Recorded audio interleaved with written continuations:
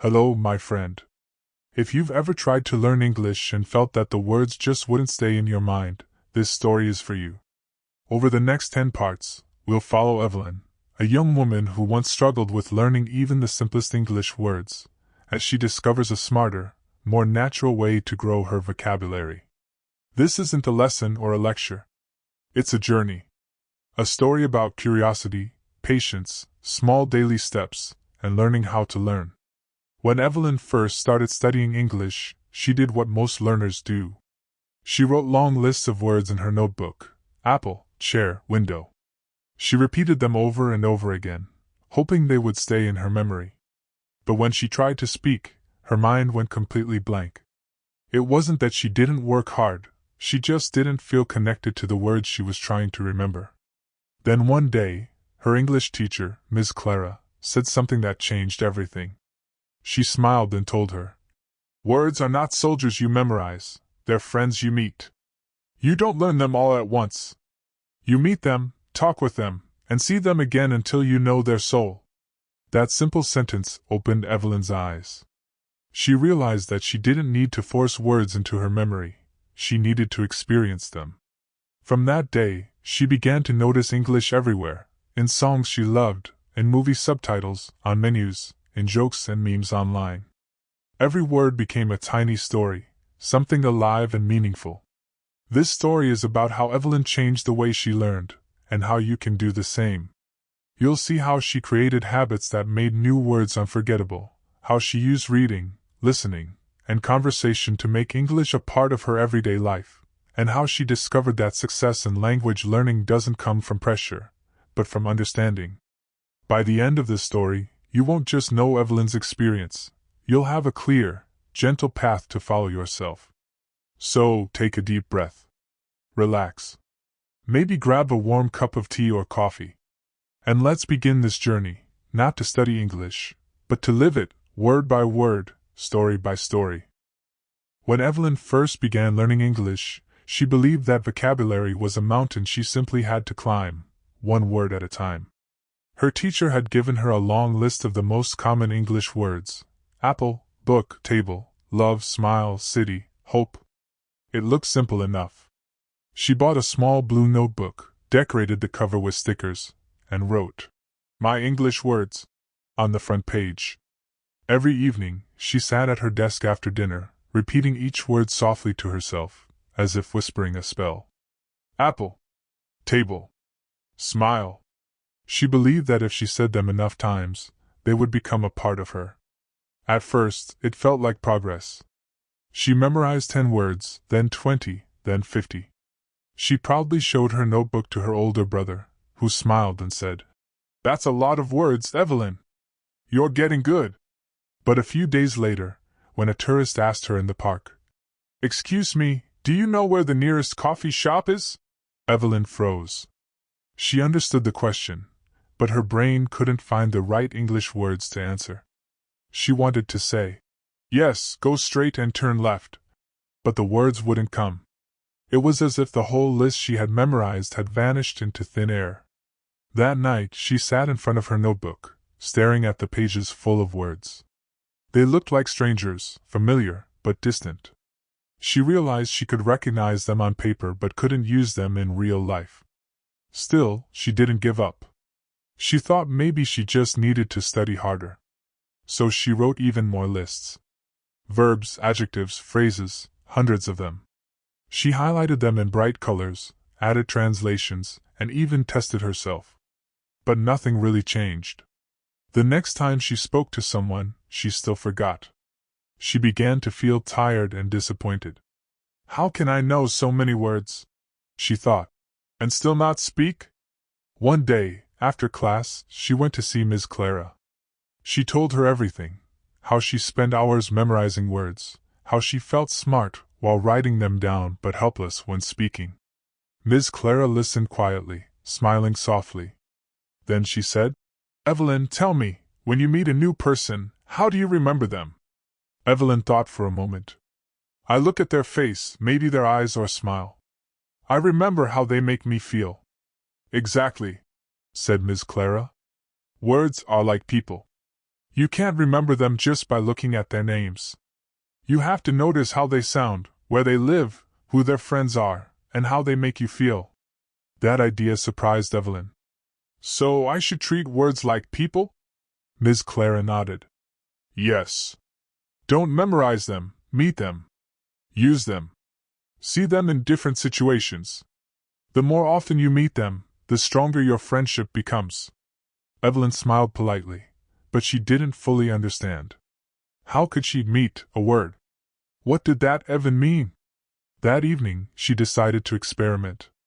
Instead of writing new lists, she opened her favorite English song, Perfect, by Ed Sheeran. She played it again and again, reading the lyrics carefully. Every time she heard a new word, she paused and looked it up. But this time, she didn't just write the translation. She listened to how it sounded, repeated it, and tried to feel what it meant inside the song. She noticed the word darling. It sounded soft, warm, and full of love. She wrote next to it, Darling, a loving way to call someone you care about. And suddenly, the word wasn't just a line in a notebook, it was a feeling. She could imagine someone saying it gently, smiling. It was alive. That small discovery changed something. She realized that learning words through songs was easier. They stayed in her memory because they were connected to emotions. So she started doing the same with movies and TV shows. Whenever she heard a word that caught her attention, brave, honest, silly, curious, she paused, repeated it out loud, and wrote a short note about how it was used. She didn't worry about memorizing it. She just wanted to notice it. After a few weeks, she realized something strange. Without trying, she was beginning to use some of those words naturally. When her brother asked about a movie, she said, It was silly but funny. When her friend told her about a difficult day, she said, You were really brave. Those words had become part of her speech, not because she forced them, but because they had become familiar. That's when she remembered Ms. Clara's words. Words are not soldiers you memorize, they're friends you meet. Evelyn began to look back at her old notebook, the blue one filled with endless lists. For the first time, she understood why it hadn't worked. She had tried to remember words without meeting them in real life, without using them, hearing them, or feeling them. From that day on, she made a promise to herself, no more lifeless lists. Every new word she learned would be part of a story, a song, or a memory. It was a small step, but it changed everything. She didn't know it yet, but this new way of learning, through curiosity and connection, would transform her completely. In time, she would not only understand English better but also fall in love with it. Because when you stop memorizing words and start living them, language stops being a subject. It becomes a friend, a voice, a bridge to the world. And that's where Evelyn's real journey began. It happened on a quiet Sunday morning. The rain had been falling gently since dawn, wrapping the town in a soft gray mist. Evelyn sat by her window with a cup of tea and her English book open in front of her. It wasn't homework this time, just a story she had found online, something called The Lost Letter. She liked reading small stories in English now. They made her feel peaceful, even when she didn't understand every word. Halfway through the story, her eyes stopped at a word she had never seen before. Serendipity. She frowned. The sentence read, It was pure serendipity that the letter found its way home. Evelyn whispered it aloud. Serendipity. It rolled off her tongue like music. But what did it mean? She looked it up in her little dictionary app. The definition said, The occurrence of happy or beneficial events by chance. She read it twice, trying to feel the meaning, not just understand it. So it meant, something good that happens unexpectedly. A happy accident. She smiled. She liked that idea, that sometimes life surprises you in a good way, without any plan. It felt like magic. Evelyn decided to write the word in her new notebook, the one she called the Notebook of Friends. She didn't write it like before, no translation, no long definition. She wrote it like this. Serendipity, when something beautiful happens by accident. Like finding a song that feels written for you. Then, she doodled a tiny umbrella next to it, because it was raining outside and the moment itself felt like serendipity. A quiet morning, warm tea, a new word that felt like a gift. That day changed something deep inside her. She realized that words could be more than tools. They could carry emotions, memories, even philosophy. They could describe feelings she had never been able to name before. From that day, Evelyn started collecting such words, not because they were useful, but because they were beautiful. She discovered wanderlust, the desire to travel and explore the world. Ephemeral, something that lasts only a short time, like a sunset. Ethereal, light, delicate, almost otherworldly. Each of these words became a little treasure, a doorway to a new way of thinking. Sometimes, she would spend an entire evening exploring just one word. She would search for it in songs, in quotes, in poems. She would listen to how native speakers pronounced it. She would even try to imagine where the word came from, what kind of people first used it, and why. The more she did this, the more English began to feel alive, not like a foreign subject, but like a living world she was slowly discovering. One evening she told her brother about serendipity. He laughed. "That's such a strange word," he said. "Why not just say luck?" Evelyn shook her head. "It's not the same. Luck is random. Serendipity is when something lucky feels meaningful, when it's almost like the universe planned it for you." He looked at her for a moment, surprised. "You really love this language, don't you?" Evelyn smiled. "Yes. Because now it feels like it loves me back." From then on, she started writing little English thoughts on sticky notes, and placing them around her room. Words that made her feel something. Serendipity, above her desk. Hope, near her mirror. Courage, on the inside of her notebook. Every morning when she saw them, she didn't just read them, she felt them. She tried to use them in her day. When something unexpectedly good happened, she would whisper to herself, "Serendipity." When she faced a challenge, she looked at courage, and smiled. It was as if English had become a mirror for her emotions, a language for her thoughts. One afternoon, she met Ms. Clara after class and shared her discovery. She told her about serendipity, about the beauty of finding meaning inside words. Ms. Clara listened quietly, then said, "You've just found the secret of language learning, Evelyn." "The secret?" Evelyn asked. "Yes," said Ms. Clara. "When you fall in love with words, they start to fall in love with you. They come to you when you need them. They stay longer in your mind because they live in your heart." Evelyn thought about that all day. And she realized something important. She hadn't tried to memorize serendipity. She didn't need to. It stayed with her naturally, because it was connected to a real feeling. She had found the key, emotion. From that point on, she stopped chasing hundreds of words at once. Instead, she started focusing on just a few deeply. She learned their meanings, their sounds, their stories. She imagined how she might use them one day, in a letter, in a conversation, in a dream. And slowly, her English began to change. When she spoke, words came more naturally. They had color, depth, and warmth. One evening, while walking home through the park, she looked up at the pink sky after the rain. The air smelled fresh, and the world seemed new again.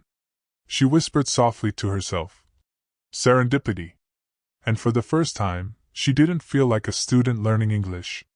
She felt like a friend of the language, someone who understood its heart. That night, she wrote in her notebook, "Today I met the word serendipity." It wasn't just a word. It was an experience. And maybe, learning English is exactly that, a collection of beautiful accidents that shape who we become. She smiled, closed her notebook, and fell asleep peacefully, not realizing that this single word would lead her to create a completely new way of learning, one that would soon change everything. After discovering the magic of serendipity and a few other emotionally rich words, Evelyn began to think differently about her English notebook. She no longer wanted it to be a random collection of words. She wanted it to be a living map, a network of ideas, feelings, and stories, all connected. She called it the Notebook of Connections. Instead of writing words in alphabetical order, she started grouping them by themes. One page was about emotions: joy, hope, courage, nostalgia, melancholy. Another page was about nature: river, breeze, blossom, twilight, horizon. She even created pages for actions and sounds, verbs and onomatopoeia that she found fun to say. What surprised her most was how easy it became to remember words this way. When she thought of one word, her mind naturally flowed to the next. Joy reminded her of smile and laughter. Blossom reminded her of spring and petal. Words were no longer isolated soldiers in a lineup. They were friends at a party, each introducing the next, each telling a story about the world. One evening, Evelyn sat on her bed, opening her notebook. She chose the emotions page. She read each word slowly, imagining real-life examples. Courage, the feeling of standing up even when scared. She remembered the time she had spoken to a tourist in English for the first time. Hope, the belief that tomorrow can be better than today. She thought of the rainy morning when she had discovered serendipity.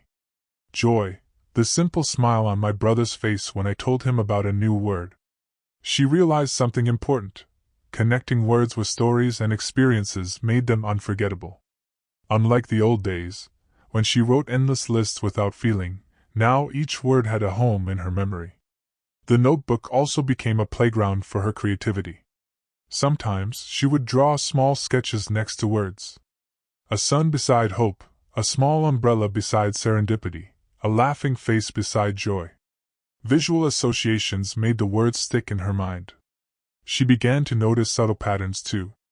Words that sounded similar often carried similar feelings. Whisper, murmur, sigh. They all felt soft, gentle, almost secretive. Thunder, crash, roar. They were loud, strong, unstoppable.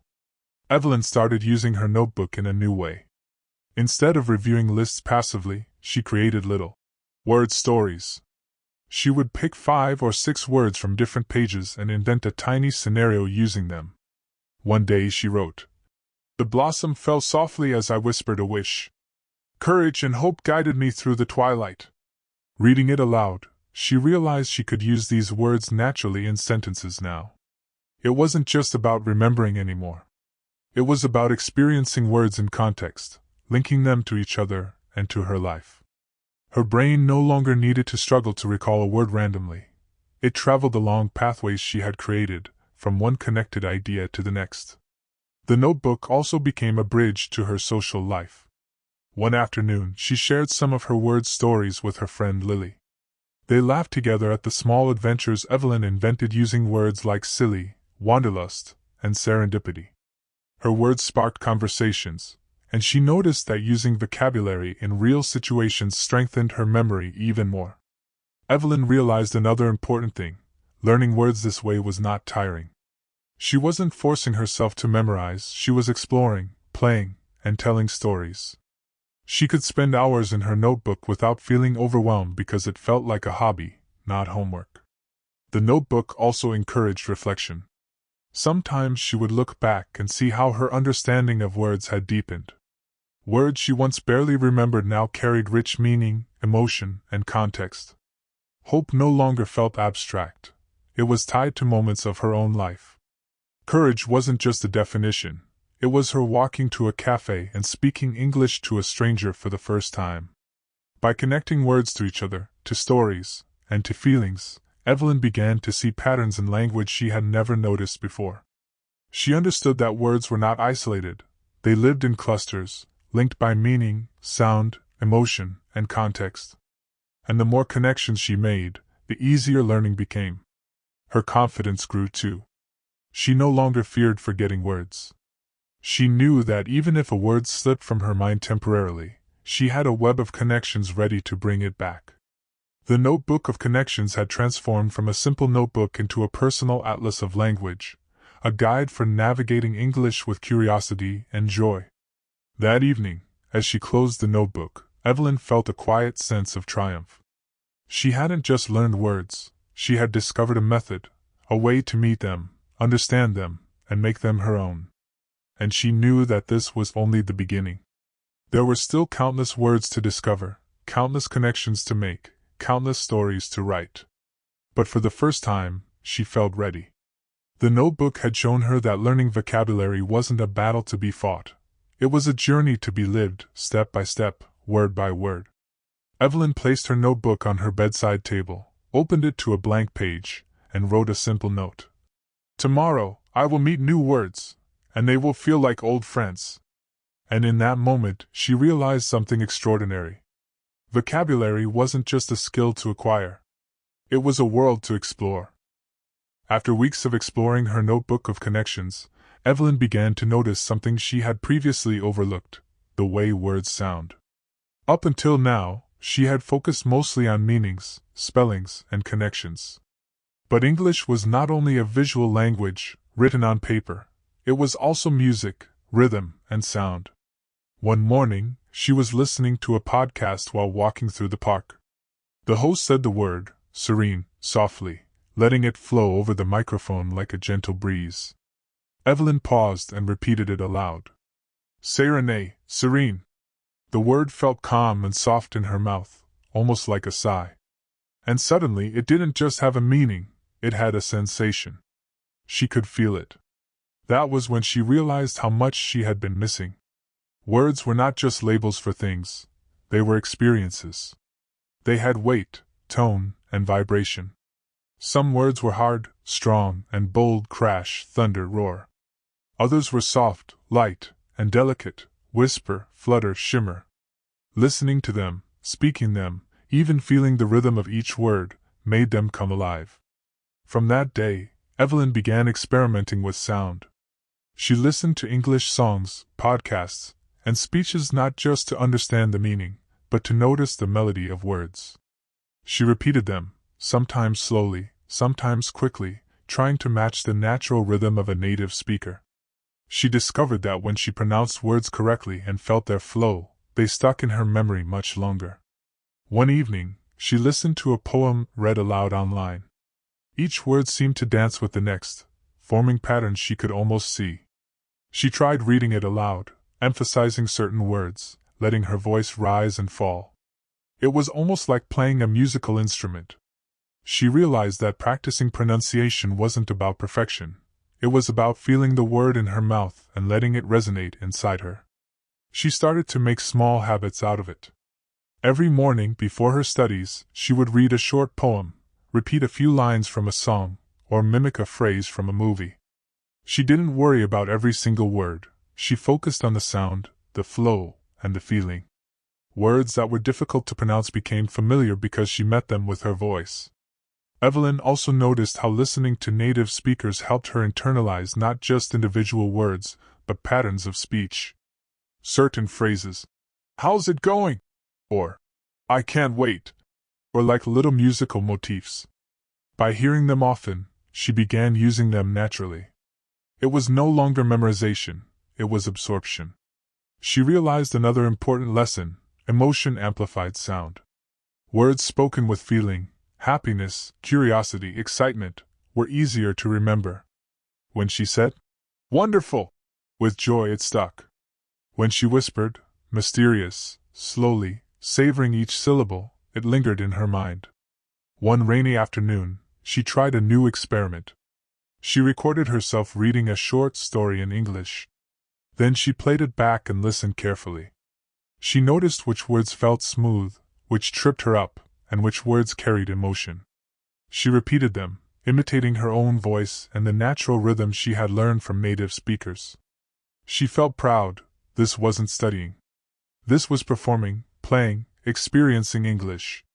The notebook of connections and the focus on sound began to work together beautifully. She could now see, feel, and hear words. Learning became a multisensory experience. A word like serendipity wasn't just a story in her notebook.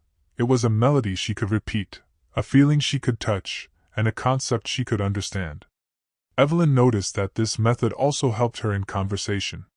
Words that she had struggled to recall before suddenly appeared effortlessly. She could hear a word in someone else's speech and immediately repeat it herself. She could add emphasis, tone, and rhythm, making her English sound more natural and fluent. One evening, as she walked home through the park, listening to the wind and the raindrops tapping on her umbrella, she realized that English had become a song. Every word had its tone, every sentence its rhythm. And when she spoke, she wasn't just communicating ideas, she was sharing music, emotion, and thought. That night, she added a new note to her notebook. Words are alive. They have a voice. If you listen, feel, and speak them, they stay with you forever. Evelyn smiled as she closed her notebook. She realized she had crossed another threshold. Learning words was no longer a struggle. It was an experience she could feel with her heart and ears. And she knew that the next step would bring her even closer to English, using words not only to hear and feel but to speak and connect. From that day on, she promised herself to always listen, repeat, and pay attention to the sound of words. Because she had discovered a secret: words remembered through sound and emotion never leave you. They become part of who you are.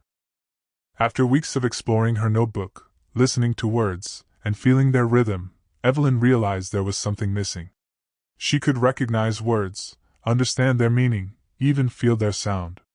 But when it came to speaking English naturally, in real conversations, she still hesitated. Words sometimes seemed to hide, like shy friends who didn't want to come out and play. One afternoon, after class, she sat alone on a park bench, watching people pass by. She practiced quietly under her breath, repeating the words she had learned: serendipity, wanderlust, ethereal, courageous. Each word felt alive, but she noticed that unless she said it to someone else, it didn't fully belong to her. That evening, she decided to try something new. She would speak English every day, even if it was just a little. She started with her family at home. Her younger brother, Alex, was her first audience. She began with small sentences like, "Today was a wonderful day," or, "I felt curious about the sky." At first, he smiled and laughed at her effort, but she didn't mind. The important thing was that she was speaking. Slowly, she built confidence. She tried ordering coffee in English at a nearby cafe. "Could I have a cappuccino, please?" she said, her voice shaking slightly. The barista smiled and repeated her order back. She felt a surge of pride. That simple exchange made all the hours of listening, reading, and writing worthwhile. Words she had only read in her notebook now had a life of their own. Evelyn realized that speaking words was like giving them a home. When she spoke serendipity or ethereal, she could feel them leaving her mouth, traveling through the air, and landing somewhere in reality. The connection was powerful. Words became companions, not strangers. She also discovered something fascinating. Making mistakes in speech didn't hurt her learning, it helped it. Once, she accidentally said wanderlustful instead of wanderlust. Instead of feeling embarrassed, she laughed and corrected herself. That mistake made the word unforgettable. She would never forget that adding "full" didn't fit, because she had experienced it in action. Evelyn started speaking with friends in English whenever she could. She asked questions, shared thoughts, and told small stories, deliberately using new words. Her friend Lily was patient and encouraging, which made the process enjoyable. Sometimes they would play a simple game. Each would use one new word in a sentence, and the other had to respond naturally. This playful practice helped Evelyn feel that speaking English wasn't about perfection, it was about communication and creativity. The next step was using words in her daily life, beyond school or friends. She began narrating small things in her mind while walking. "The drizzle feels ethereal against the autumn leaves. I feel a sense of wanderlust as I watch the trains pass by." Even though no one was listening, her brain treated it as real speech. Speaking internally made her confident when she eventually used the words out loud. One day, Evelyn decided to attend a small English conversation club at the library. She was nervous, but she remembered her promise to speak every day. The first time she raised her hand and spoke, her voice trembled. She said, "I felt serendipity when I found this book." To her surprise, the group smiled and nodded. They asked her more questions, and she answered, stumbling occasionally but keeping her flow. By the end of the session, Evelyn realized something remarkable: speaking words made them permanent. The words she had been practicing for weeks finally felt fully hers. From that day, speaking became her bridge to mastery. She discovered a rhythm, first hearing words, then feeling them, then connecting them in her notebook, and finally, speaking them aloud. Each step reinforced the others. Listening, writing, connecting, and speaking created a cycle that made vocabulary unforgettable. Evelyn also noticed a new kind of confidence emerging. She wasn't afraid to use unfamiliar words anymore. If she didn't know one, she paraphrased, asked, or guessed. English had become a tool, not a test. And the more she spoke, the more fluent her thoughts became. Words that once seemed distant now flowed naturally. Her small experiments expanded beyond friends and family. She began leaving short comments in English on blogs, replying to English language posts on social media, and even speaking to strangers online. Each interaction, no matter how brief, strengthened her memory and made the words hers. By the end of that month, Evelyn realized she had crossed an important threshold. Words she had once struggled to recall now came naturally. She could tell short stories, express feelings, and even joke in English. Speaking had transformed her learning. The notebook, the sounds, the connections, all of it worked together, but speaking made it real. That night, as she closed her notebook and sipped tea, Evelyn wrote a simple note for herself. Speak every word you learn. Let it live. Let it breathe. Words become yours only when you use them. She smiled, feeling proud and calm. She knew she was not perfect, and she didn't need to be. Every word spoken, every small mistake, every little success was part of the journey. English was no longer a subject to study. It was a companion, a friend that she met every day, through every conversation, thought, and words spoken aloud. And she knew that the next step would take her even deeper, into the world of reading, where words, sentences, and stories would unlock even more vocabulary and meaning.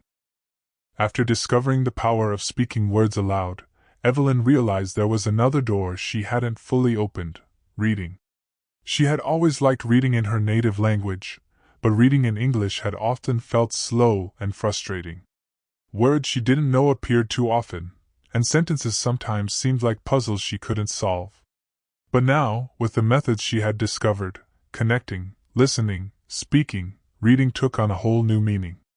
One quiet afternoon, she picked up a short story titled The Garden of Whispers.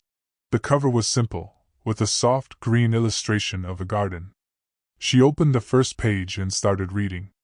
She didn't pause at every unknown word, as she used to. Instead, she focused on understanding the story, guessing meanings from context, and noticing words that stood out. The first word that caught her attention was twilight. She had heard it in a song before, but reading it in a story gave it a new depth. The sentence read, The garden glowed softly in the twilight, the flowers whispering secrets to the wind. She could picture it, hear it, feel it. Twilight was no longer just a time of day. It was a mood, a moment, a feeling. She wrote it in her notebook, not just with a translation, but with a short note. Twilight, soft, magical time when everything feels calm. She noticed that reading didn't just teach words, it taught how words work together. She saw how adjectives painted pictures, how verbs created movement, and how nouns and prepositions shaped space. Reading made sentences feel alive, like tiny worlds she could explore. Words she had struggled to remember now had context. They weren't floating alone, they had homes in sentences, stories, and emotions. Evelyn began to approach reading as an adventure. She set aside a small corner of her room for English books, poetry, and short stories. Each day, she would read a few pages, marking interesting words, phrases, or expressions. But instead of just writing them down, she tried to imagine real-life situations where she could use them. When she read, The boy skipped along the cobblestone path. She pictured herself walking down a path, saying the sentence aloud, feeling the rhythm of the words in her mouth. Sometimes she read aloud. She noticed that her voice added another layer of memory. Hearing herself pronounce new words while seeing them on the page reinforced both sound and meaning. Words like glisten, murmur, and flutter became vivid, alive, and unforgettable. Reading had become not just about comprehension but about experience. Evelyn also discovered the beauty of repetition through reading. Certain words appeared multiple times in different contexts. Curious might describe a person in one story, a cat in another, and an emotion in yet another. Each encounter deepened her understanding. Repetition didn't feel boring anymore because every time a word appeared, it told a new story. She started combining reading with her notebook of connections. Words from stories went into the notebook, linked to other words and ideas. Twilight connected to dusk, sunset, calm. Murmur connected to whisper, sigh, gentle.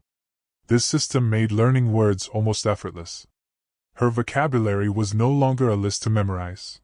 It was a living, breathing map of experiences. One evening, she discovered a story with a particularly rich passage. The river wound its way through the forest, glistening under the moonlight, as the night creatures stirred in the shadows. Every word in that sentence felt like a small treasure. She paused, read it aloud, and imagined it in her mind's eye. Glistening wasn't just a word, it was light reflecting on water. Wound wasn't just a verb, it was a journey, a twist, a path. Stirred wasn't simply moving, it was gentle, alive, subtle. Reading also helped her notice grammar naturally. She no longer needed to memorize rules in isolation. She could see how words worked together. Prepositions, conjunctions, and sentence structures became clear through repeated exposure and context. She could feel the flow of English, the rhythm of sentences, the balance between clauses. Evelyn discovered another joy. Reading sparked her imagination. Stories weren't just vocabulary exercises. They were adventures she could live in her mind. Each new word was a tool to paint more vivid mental pictures. Words became part of her inner world, expanding not only her English but her thinking, creativity, and perspective. Sometimes, she would read the same story multiple times. Each reading revealed new words, nuances, or expressions she hadn't noticed before. The repetition reinforced memory without forcing it. Words didn't just enter her mind, they settled there, connected to images, emotions, and experiences. By combining reading with listening, speaking, and the notebook of connections, Evelyn's vocabulary grew naturally. She noticed that she could recognize and use words far more easily than before. Words she once struggled to remember now appeared effortlessly in conversation, in thought, and in writing. Reading became her secret superpower. It was not only enjoyable but transformative. Each story, each sentence, each word added to her mental map of English, helping her navigate the language with curiosity and confidence. One evening, as she closed the storybook and sipped tea, Evelyn smiled. She realized that vocabulary wasn't just about lists, memorization, or translation. It was about connection, experience, and imagination. Words weren't strangers. They were companions on an adventure, friends who shared stories and emotions. She wrote a final note in her notebook for the day. Every story is a world. Every word is a key. Reading opens doors I didn't know existed. Evelyn felt calm, confident, and excited. She had discovered the magic of reading, and with it, the next step of her journey awaited, writing and creating, making English fully her own. After weeks of listening, speaking, and reading, Evelyn realized there was still one more piece of the puzzle: writing. Words, she discovered, could live in her mind, in her voice, and on the page. But writing, actually creating with words, made them her own in a completely new way. One rainy afternoon, she opened her notebook of connections and stared at a blank page. The quiet tapping of raindrops against the window created a rhythm she found comforting. She decided to write a short story, not worrying about grammar or perfection, but simply using words she had learned. She began slowly. The twilight glistened on the river as a gentle breeze whispered through the trees. She smiled as she wrote twilight, glisten, and whisper, words she had met in stories and songs, now coming alive in her own sentences. Writing made her feel different. Listening and speaking were like experiencing someone else's story, but writing allowed her to create her own. Words that had seemed distant in lists or even in stories now became tools for imagination and expression. She could choose them, shape them, and feel them move across the page. Evelyn started experimenting with short journal entries. Each day, she would describe a small moment in English, using new words she wanted to remember. Sometimes it was simple. Today, I felt curious as I watched the clouds change shape. Sometimes it was playful. A mischievous breeze stole my hat and carried it across the garden. Every sentence, every word became a memory. Writing gave her vocabulary roots. Words were no longer fleeting. They were planted in her mind, growing naturally. She also discovered that writing helped her notice patterns in language she hadn't seen before. By creating sentences, she could see how adjectives described nouns, how verbs carried action, and how prepositions shaped relationships. Grammar became less intimidating because she was discovering it in action, not memorizing rules. Evelyn began combining her reading and writing. After finishing a story, she would rewrite small passages in her own words, sometimes changing the setting, sometimes imagining new characters. This process allowed her to use words repeatedly, reinforcing meaning, pronunciation, and context. Words like ethereal, serendipity, and wanderlust became not just vocabulary but part of her own creative expression. She even started writing letters to herself in English, little notes about her day, her thoughts, and her feelings. She didn't plan to send them to anyone, they were for her alone. Writing like this made her comfortable with using words freely, without judgment. Mistakes didn't matter, they were part of the process. One evening, she took a step further. She wrote a short story inspired by her notebook. Under the twilight sky, a girl named Evelyn discovered the secret of words. Each word was a friend, each sentence a path to a new adventure. She spoke, she listened, she read, and she wrote. And through all of it, she learned that language was not just words, but life itself. As she read it aloud, she noticed something magical. Words she had learned individually now flowed effortlessly. They were connected, alive, and vivid. Writing had transformed them from memory exercises into something personal, meaningful, and unforgettable. Evelyn also discovered that writing boosted her confidence. When she later spoke to friends or teachers, she realized that sentences she had written before came naturally to her mouth. Writing acted as a rehearsal, a private space to experiment and internalize vocabulary. Words she had struggled with now emerged without hesitation. Her notebook of connections expanded once again. This time, it included mini-stories, journal entries, and little letters. Each entry was a snapshot of her journey with words.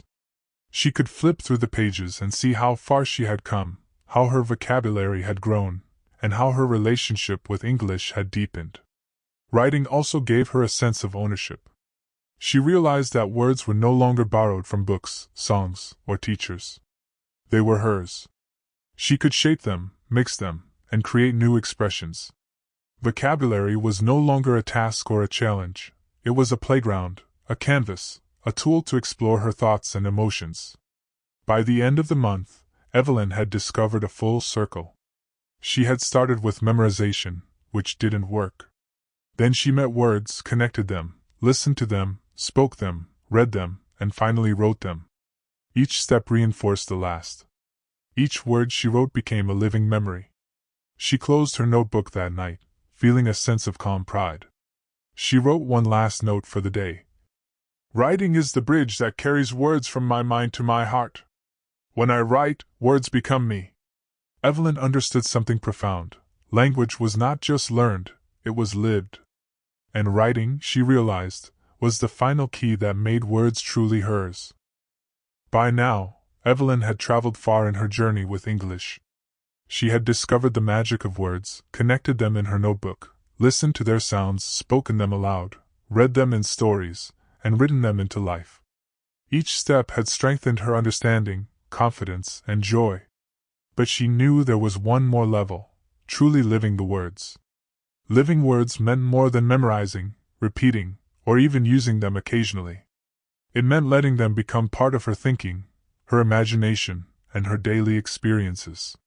It was about seeing the world through language and feeling that words were not tools but companions. It started with small observations. Walking through her neighborhood, she noticed the twilight sky, the glimmer of street lights on wet pavements, the murmur of leaves in the wind. She whispered words to herself, naming what she saw, heard, and felt. Each word seemed to amplify the experience. Glisten, whisper, ethereal, they weren't just words anymore. They were lenses, windows into the world. Evelyn also brought words into conversations naturally. At school, she didn't force herself to use complex vocabulary. Instead, she let words flow organically.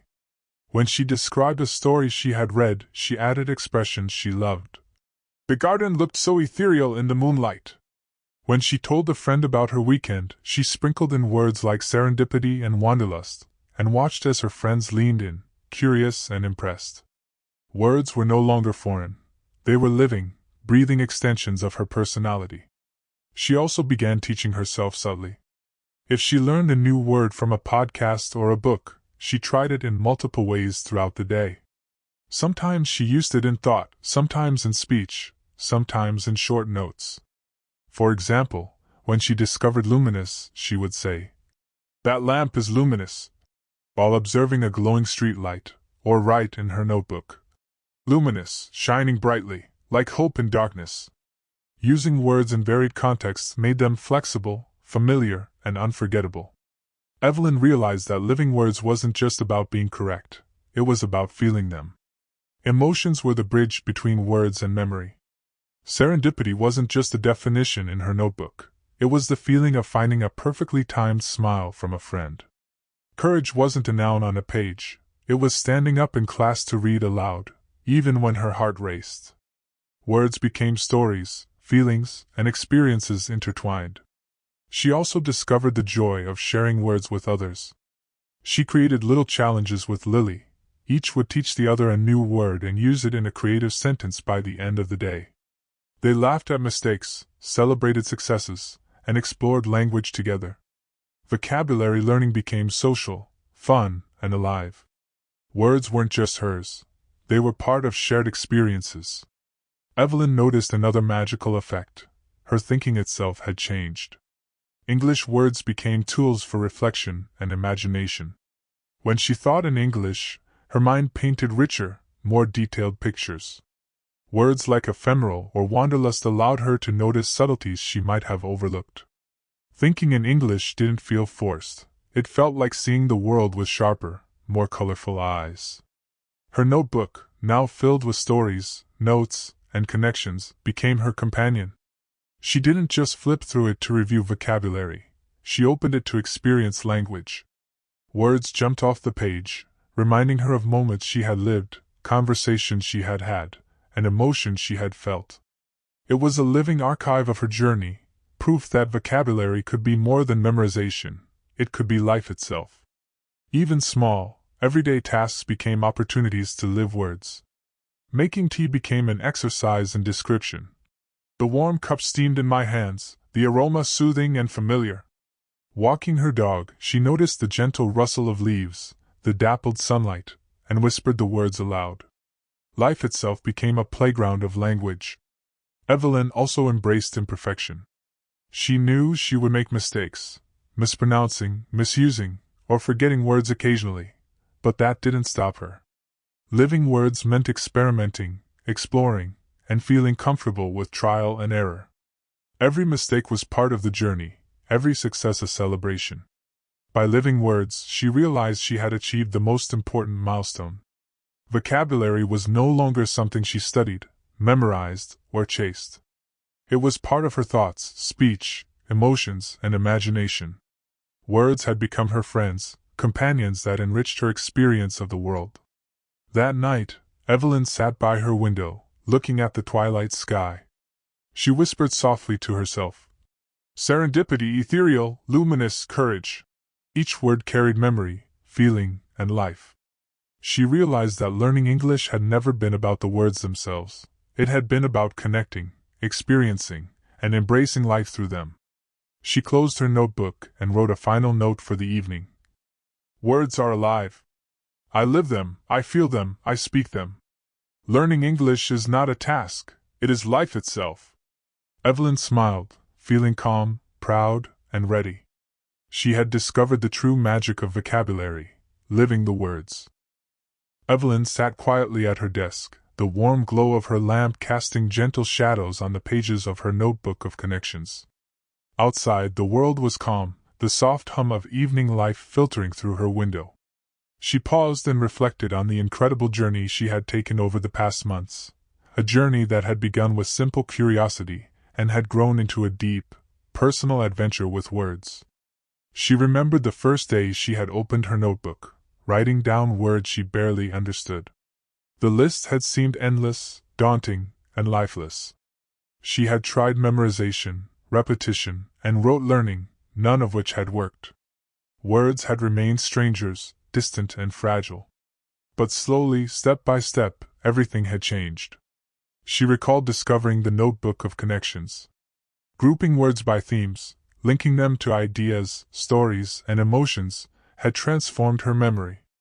Words became friends, not isolated units to recall. She had learned to experience words through sound, feeling their rhythm, listening to the flow of English in podcasts, songs, and conversations. This had added life to her vocabulary, making each word more vivid and memorable. Speaking words aloud had been a revelation. She had learned that vocabulary truly belonged to her only when she used it, in conversations, in playful experiments with friends, in daily interactions, even in quiet moments to herself. Mistakes had become tools rather than obstacles, mistakes that taught her, reinforced her memory, and strengthened her confidence. Reading opened entirely new doors. Stories had shown her words in context, their meanings layered with emotion, description, and nuance. Each passage, each sentence, each paragraph became a living classroom. Words she had struggled to remember now appeared effortlessly in multiple contexts, deepening her understanding and connecting to her imagination. She realized reading wasn't just about comprehension, it was about living inside language itself.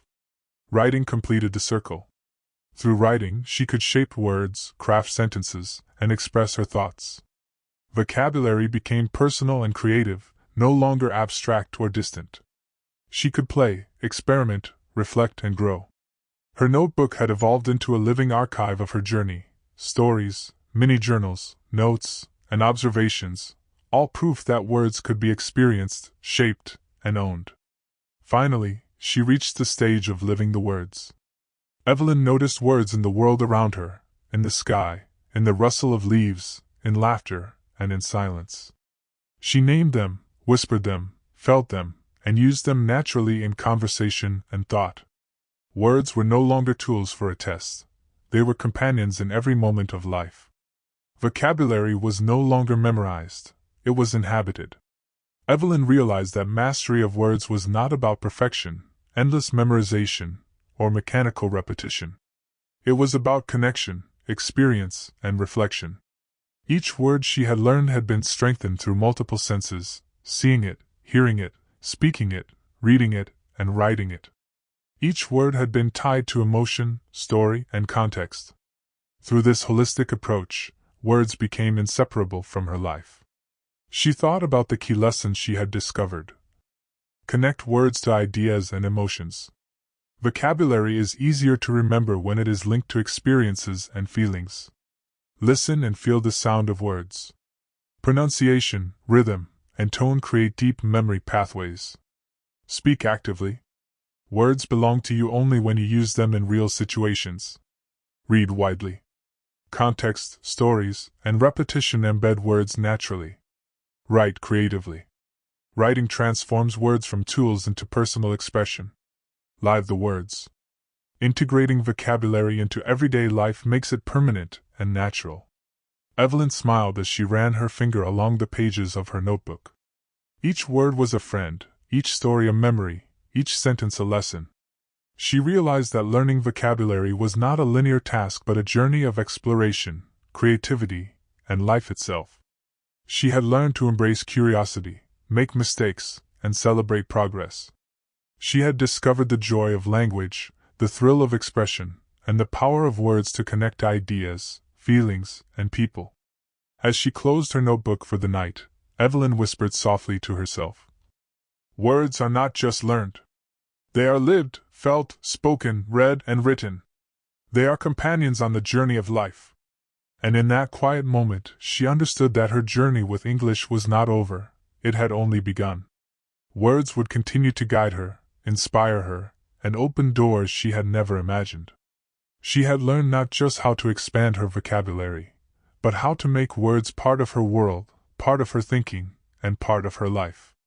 Evelyn took a deep breath and smiled. The journey had been long, full of discovery and joy. She knew that every word she learned, every story she read, every sentence she wrote, and every conversation she had would continue to shape her, grow her, and connect her to the world in ways she had never known before. Vocabulary was no longer a task. It was an adventure, a friend, and a guide. And Evelyn was ready to continue living it, one word at a time.